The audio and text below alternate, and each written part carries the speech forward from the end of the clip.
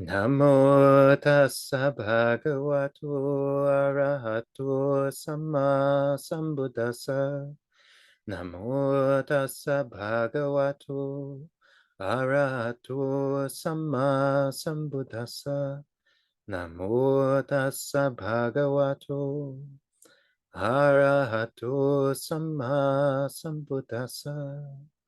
Buddhang dhammang sanghang namasami.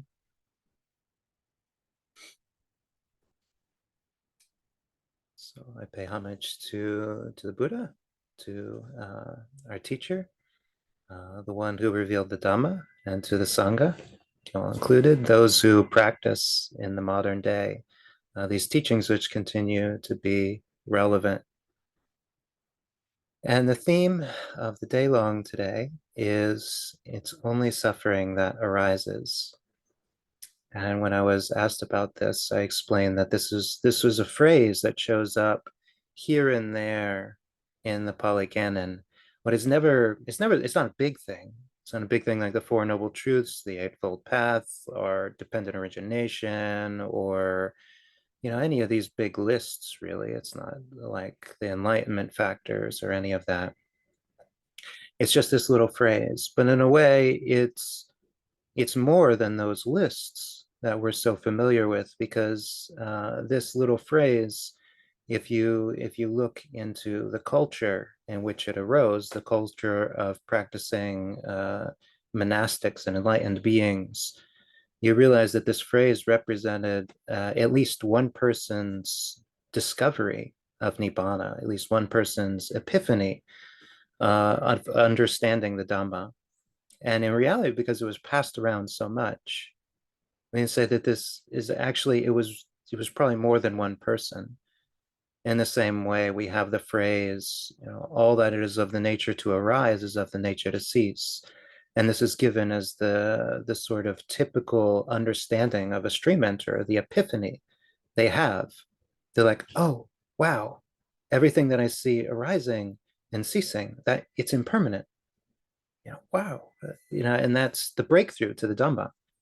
That's that point of no going back. Once you realize that everything is impermanent, even things that you've taken your whole life to be quite stable, then you see the world in a different way. You're changed. And in the same way, this phrase, it's only suffering that arises and suffering that ceases, is very in line with this understanding. But how to process it, it's one thing to have an idea of the goal. Basically, we know that enlightened beings have changed deeply, fundamentally, at the most fundamental level, in how they view the world, so that they see it's only suffering that's arising and suffering that's ceasing. But how do we get there? How do we, as beings who have not yet had this epiphany, who have not yet had this breakthrough, have not yet dispelled all of our ignorance, how do we get there? And in some ways, this is preaching to the choir. So you all are, steady practitioners. So whether or not you understand the meaning of this phrase, still you sit, still you come to Dhamma talks, still you get together with other practitioners. There's a measure of faith and wisdom that says, okay, yeah, if I were to just turn on the TV or go to a movie or go to a nice restaurant or go swimming in the Bahamas, like I would not understand the Dhamma. And it's true, coming to a meditation or a Dhamma talk, I still might not understand the Dhamma, but I think I have a better shot there. And that faith gets you to keep approaching practice. Okay? And so the practices that we're taught are meant to get us to this understanding. And I thought that today, just as a reflection to help seed this day of practice and reflect a bit on how we bridge that, how we take the techniques that we are given and point them in the direction of this sort of life-changing, paradigm-altering shift. So what are the techniques? So today, when you practice meditation, you probably won't be sitting there being, it's only suffering that arises, it's only suffering that ceases, it's only suffering that arises, only suffering that ceases. And you can, there's a totally valid form of meditation. And some of my real strong moments of practice have involved a phrase or a mantra that has landed very strongly with me, spoken by a teacher that I had confidence in. I'm like, oh, wait, there's something here. And I try to hold on to that understanding and watch what comes up to challenge it. But as one who is looking at development, I mean, you're probably going to engage in one of four basic meditation practices. And now the Buddha recommended these four meditation practices kind of universally for anybody who is working at getting their foot in the door, getting firmly established in the Dhamma, bringing their mind to maturity. He said you can do body contemplation, so reflecting on the nature of the body in which we inhabit. This is sometimes called asubha or unattractive meditation, because you're recognizing it just as it is, and you're kind of pulling it apart and realizing it's not beautiful. So that's why we call it unattractive meditation. You could be doing loving kindness meditation, and it's hard to understate how important this is for the mind. It really buffers the mind and lubricates our mental activities, because if we're cultivating ill will towards others, it's a double-edged sword. We're cultivating ill will that will harm ourselves as well. So doing friendliness meditation to kind of uh, bring this sense of kindness and friendliness to the mind. We can be doing breath meditation, which the Buddha said is the foremost of those meditations that is calming and helps to still um, mental chatter. Or we could be reflecting on impermanence, developing the anicca sanya, the perception of impermanence. Yeah. And these four basic activities are what we call meditation. Yeah, as we start out, we don't necessarily, we might really like one of them, but probably as we're starting out, each one of them kind of deals with a different hindrance. Yeah, so we find ourselves kind of alternating between them and kind of rounding our mind out, you know, sanding off the sharp edges until our mind is, more calm, more stable. These meditations, they're not the goal in and of themselves. They're to bring us to a place where we can understand deeper realities. And each one of them helps us deal with specific hindrances, specific blocks to understanding reality. But they are not in and of themselves the reality. Like doing the meditation on unattractiveness is not to set up this paradigm, this new way of looking at the world where everything is unattractive, everything is gross, everything is miserable.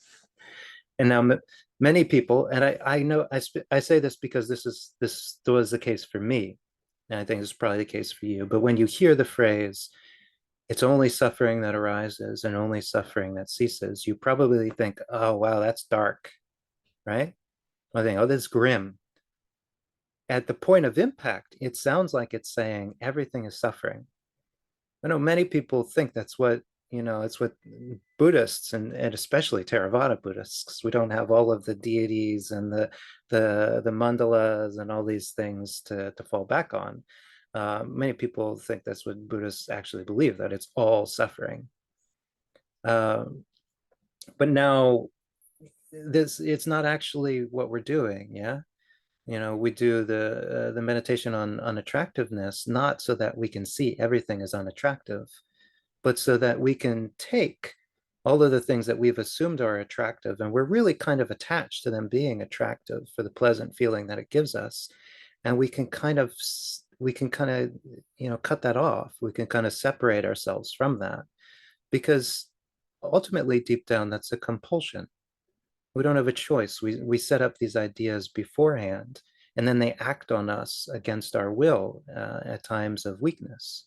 Yeah, so we want to get in there, we want to cut them off. And what it brings us to is not that we're setting up a perspective like, yeah, it's all unattractive, it's all gross, but we're letting go of the perception that it's all attractive. Yeah, so we're not taking a fundamental standpoint. Yeah, we're not establishing ourselves on a standpoint. We're using that meditation to help open us to see what actually is, because we don't normally look at the body in a sort of calm and yet critical way and say, what is it really? It's stuff. Yeah, it's unattractive stuff. This is a Pamutto, this is a Tahn, when I don't do anything to it, but I start to grab it and mess with it and deform it and smack it until it starts changing colors. And you don't want it to be a Pamutto anymore. Yeah, it's something has fundamentally changed.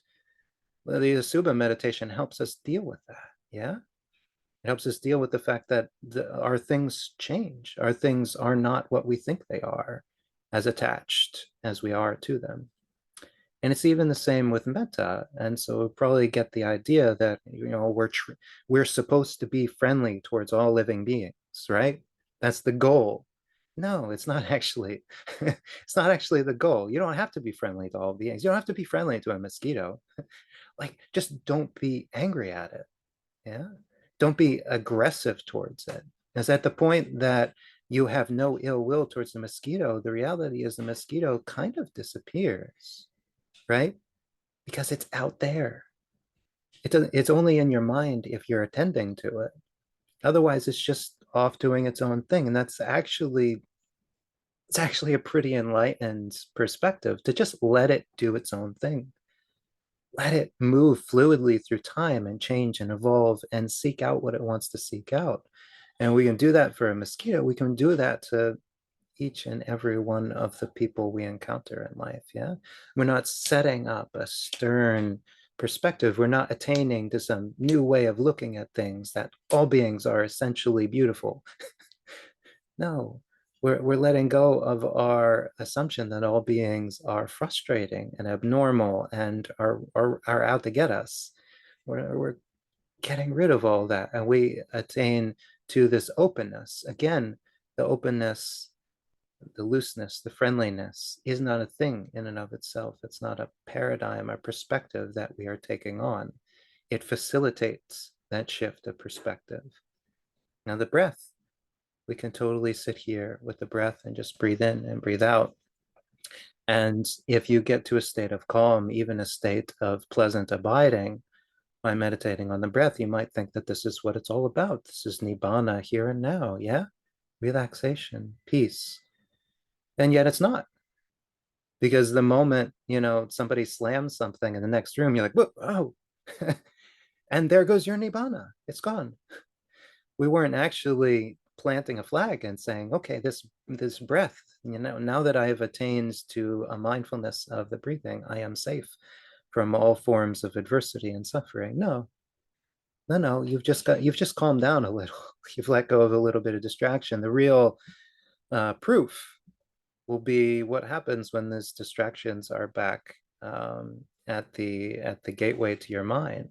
Yeah, do they get back in? And how do we keep them from getting back in? Well, that's again, the breath meditation is helping to facilitate an understanding. Yeah.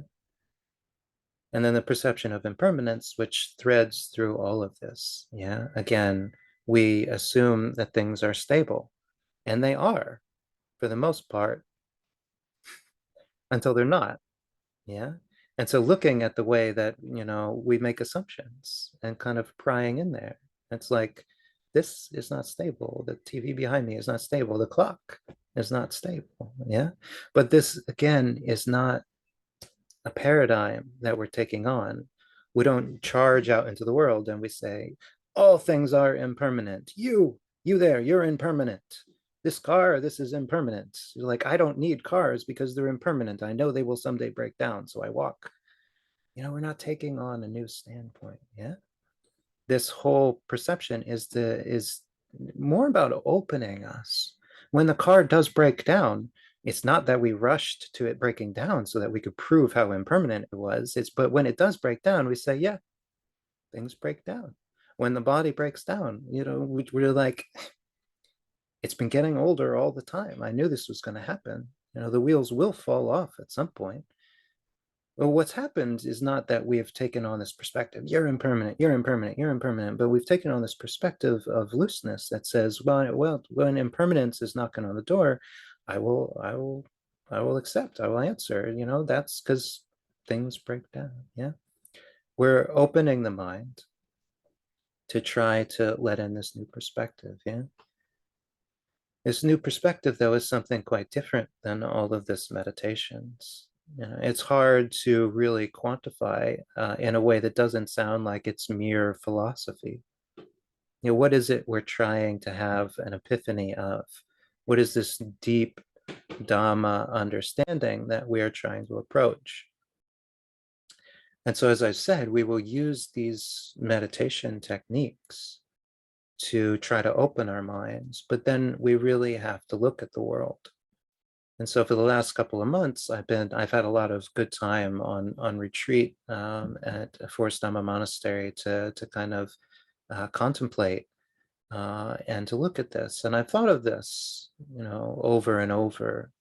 Only suffering that arises, suffering that ceases, because this is the kind of shift that happens in meditation. And I try to describe it in a way that might be accessible as you're going to be sitting down in meditation. So what do you do? Well, you sit down in meditation, right? And you close your eyes and you're immediately aware that there's all of this stuff going on, yeah? Because you've just sat down, which means you've gone from like interacting with the world and needing to process things and needing to be on guard to sitting. And now if sitting was enlightenment in and of itself, well, then this would really be quite an easy practice. But it turns out you sit down, but the mind is still running around. Yeah. Mind and body are attached, but they're not always doing the same thing, right? And it takes time for that synchronicity between mind and body to be reestablished, for the mind to accept, okay, no, we're not doing things out there. We're just sitting. Yeah. Mindfulness of the body really helps this land. Yeah. As if we just looked at the mind, we would just see, okay, there's this thing I got to do, and okay, I got to get the car into the shop, and I've got to get groceries for later, and okay, at 11 o'clock I'm gonna have to turn on the oven for lunch, and this and this and this. It seems like we are moving through time and space. Well, we start to practice mindfulness of the body, and we start to bring our mind back to the breath, or bring our mind back to our posture, and we realize it's not going anywhere. Yeah, it's not going anywhere. Gradually, this dichotomy starts to arise. Yeah, we start to see that there's really two things here in just these two things. One is there is outside, and that is there is this external reality. Yeah, the clock behind me, the wall, the floor, this computer. Like there are things out there that are impermanent, they're flowing, they're moving. Yeah.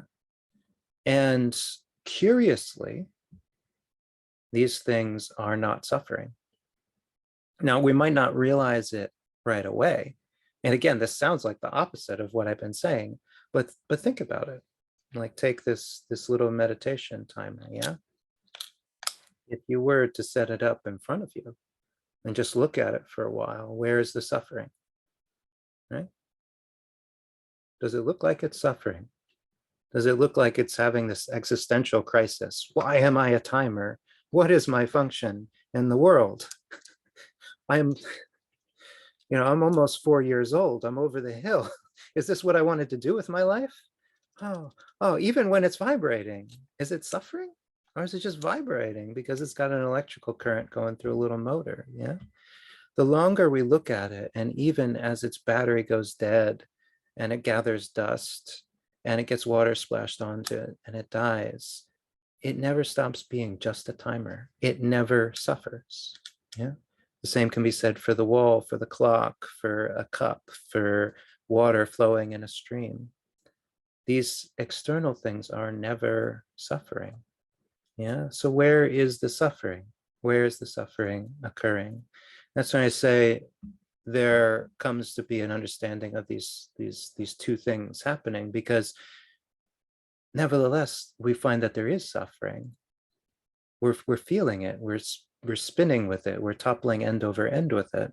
It's arising and it's ceasing. Yeah. But where is it arising and ceasing? Well, it turns out that in addition to the stuff, the outside, there is this internal environment. Yeah. And we don't see this until we stop spinning physically in the world.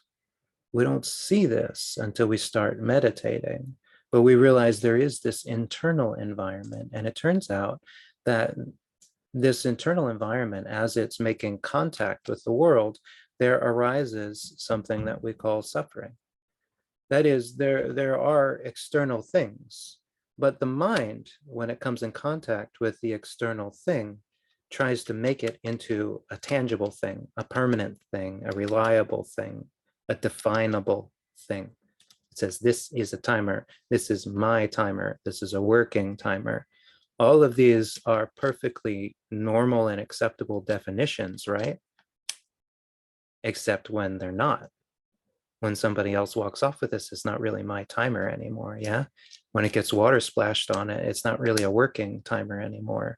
When it gets caught under, a stack of boxes and gets smashed, it's not even a timer. None of the definitions work anymore. Yeah. But where does the suffering arise? Again, the suffering arises in the place where those labels were attached to it, those sometimes right, sometimes wrong labels.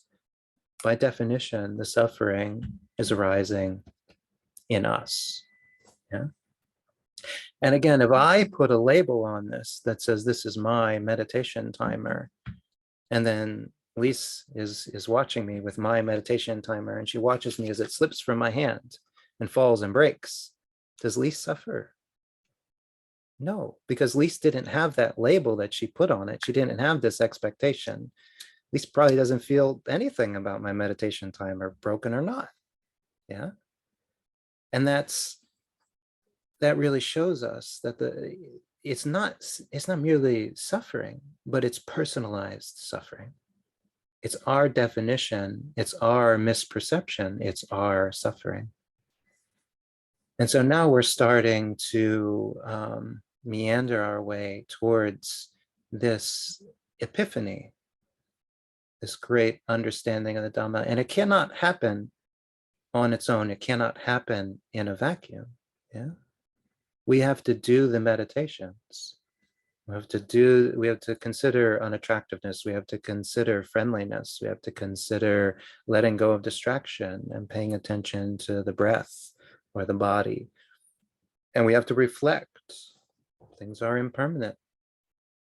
There is no abiding self in these things. We have to open the mind, as we will be doing today. But now, in those times where we're settled and we start to see these two realities, this external reality that is not suffering, that is just following physical laws, no matter how we feel about it. But then this individualized, personalized environment where we're trying to make sense of things, and we're trying to own things and rely on things and be satisfied with things, and we're failing. We realize that which is arising and ceasing is not the external world, but is our internal world. And this paradigm shift, this groundbreaking change in perception, is that all that is arising and ceasing is fundamentally suffering, because the world is different than our perceptions of it, and always will be.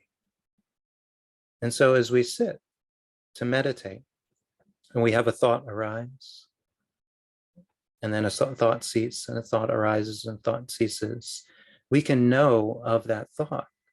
This thought brings with it suffering. Simply because it's not reliable, simply because it has no effect on the actual reality. Yeah. And when we have a feeling, a sensation, yeah, when we have a perception, when a habit starts to play itself out in the mind, anything that arises, we can know as it arises, this is suffering. Yeah. Simply by virtue of the fact that it is personalized.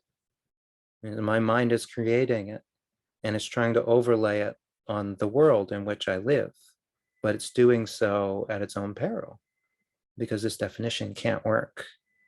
Yeah. This definition doesn't actually match the thing in reality. Yeah. So we'll be able to sit with this and to contemplate this. And again, we're not trying to only suffering that arises, only suffering that arises, only suffering. We're not trying to plant ourselves in this perception, to block everything else off so that we only see the world in this context. It's only suffering that arises, only suffering that arises. This is not what we're doing. Instead, I invite you to use your meditations and to use your sitting and walking as a way of opening up to what could possibly be this epiphany, this understanding. Yeah, open up to the reality that maybe all of the things that are arising and ceasing, all of the thoughts, all of the feelings, all of the sensations in the body, all of this is in fact nothing to be latched onto. Yeah, if we say, oh, this is good, this means my meditation is going good, or we say, oh yeah, this is metta, this is great, this is, I got to hold on to this, or we say, oh, finally I get it's unattractive, yeah, I've had this great Dhamma understanding. Anything that comes up, simply by virtue of the fact that it came up, we can know that it will cease. We know that it's arising and ceasing. Therefore, it is this personalized experience of suffering. Yeah. And we don't have to do anything else. And just knowing that much allows us to detach from it, allows us to separate from it. Yeah. We don't have to make anything of it. We know that whether or not we want it to happen, this personalized experience of suffering has been preconditioned. Yeah. So thoughts are going to arise in the mind, feelings are going to arise in relation to what's going on in our external environment. But we can maybe pay attention and look at the ways in which, if we don't make anything of it, if we see it as it's happening and we know, okay, yeah, that's a thought that's arising, that doesn't have to be chased, it's suffering. Oh, that's a feeling, I like that, or I don't like that, or I don't care about that. And it's like, but that too, that perspective, that bias, that is suffering. I don't have to make anything of it. We can see when we allow that to happen, again, not planting ourselves, but opening up to this as a possibility, how maybe there's less and less of that going on in the mind. Yeah. So it turns out that's only arising because we've assumed that somewhere in our body mind complex, there's going to be a good thought, there's going to be a good perception, there's going to be a good feeling, right? We're all meditating because we want jhana, we want good feelings, right? That's why we're doing it, right? But what if we turn it around and say, no, if it's arising and ceasing, it can't possibly satisfy me, it can't possibly be good, it can't possibly be stable or worth clinging to. I find that we get closer to a place where the mind accepts that the only real stability is in not creating this personalized reality to begin with, that things already have their own reality. Rather than trying to tell it what it is, we can open up to what it is. Yeah? We can just begin to perceive what it really is by letting go of our labels and our feelings and our perceptions. We're opening the mind to just simply perceiving, simply knowing, yeah, accepting, receiving the reality in front of us. And when we do this, we can check in these times where we actually manage to just observe, to pay attention, to receive, to empathize, to consider, is there suffering? Or has this personalized experience of suffering not arisen in that instance? If we can start to see it, then maybe we can start to find the causes and conditions for this new way of being in the world to arise. So I offer this reflection, and now we'll, by the schedule, we have a break for a walking meditation. But as always, if you want to stay seated, you can stay seated. If you want to walk just a little and then come back, or sit just a little, and know that I'll ring the bell at 10:15. And if you want to change posture at that time, so be it. And then at 11, I'll ring the bell again and we'll break for lunch. Okay.